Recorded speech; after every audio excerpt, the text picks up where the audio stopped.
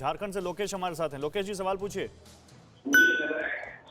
Hello जी लोकेश जी, अपने TV का volume कम कर दीजिए और सवाल पूछिए जल्दी।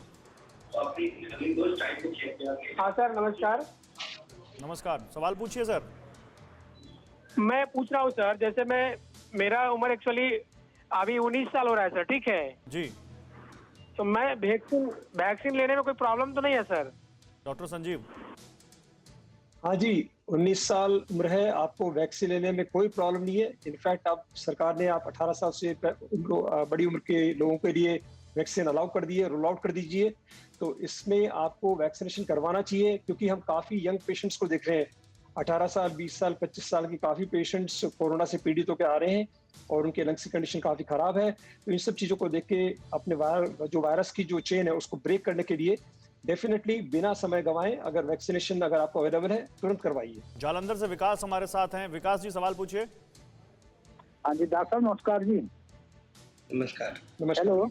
जी जी पूछिए, नमस्कार आपका पहुंच गया उन तक, सवाल पूछिए। अच्छा ठीक है डॉक्टर साहब, मुझे ना अपना डेढ़ दो महीने पहले कोरोना टाइप थोड़ी सी शिकायत हो गई थी। तो सर मुझे वैक्सीन कब बुलवाना चाहिए? ठीक है सर।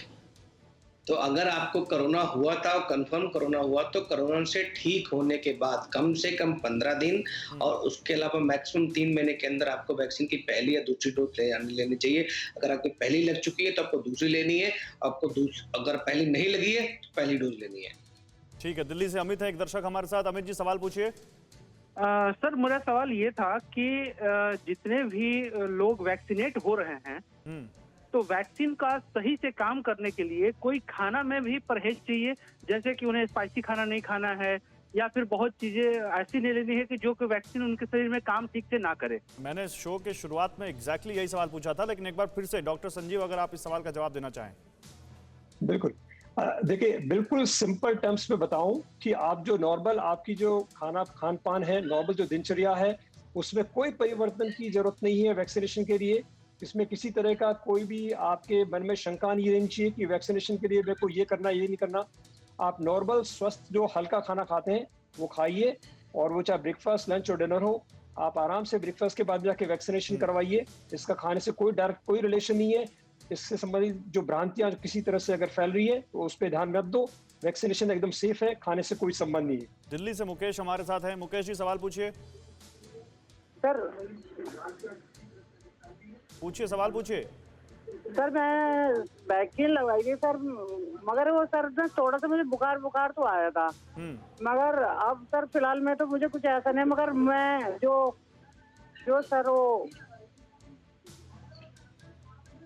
पूछिए, सवाल पूछिए मुकेश, क्या कहना मगर चाहते सर हैं आप? मैं ना वो उसके बारे में पूछ रहा था सर, मेरी जो डेट है तो वो वैक्सीन कब लगवा सकता हूँ उसको? वैक्सीन कब लगवा सकते हैं डीके सर?